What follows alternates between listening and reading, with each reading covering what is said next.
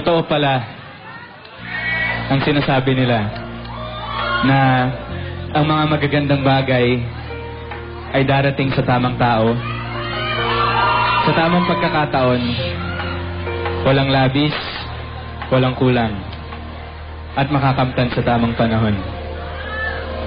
Tama sila. Tinamaan na yata ako.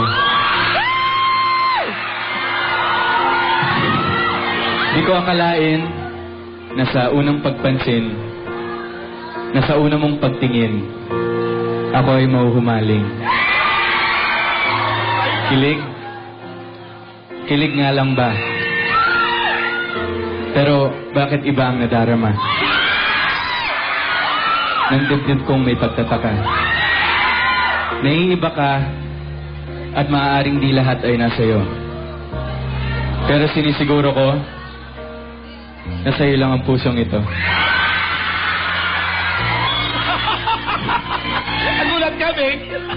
Paulit-ulit nila akong tinatanong, sa ba talaga? Totohanan na ba?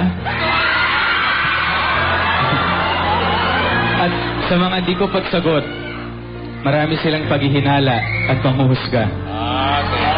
Pero bariwala lamang sa akin ang mga yon. Pagkat sa akin ay ikaw lang ang mahalaga. Noon, takot ako.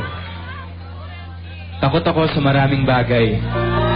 Sa mga inakala kong limitasyon ng aking buhay. Pero nang ika'y nakilala, nawala ang aking pangamba. Bagkus napalitan ng ligaya.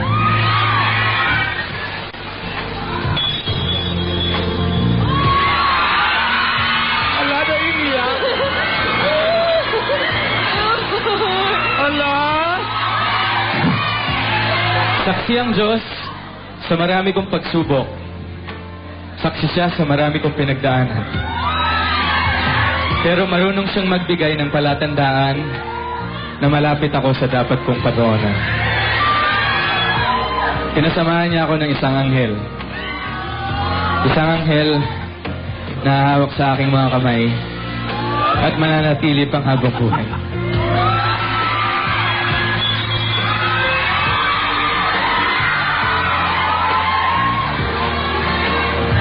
Kaya salamat.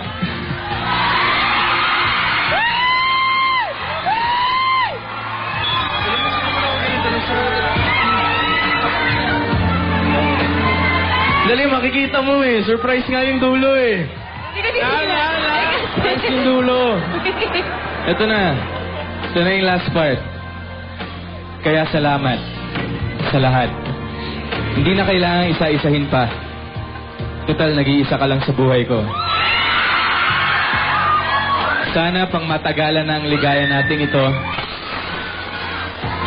At sagutin mo na ako ng matamis mong oo. Alamin!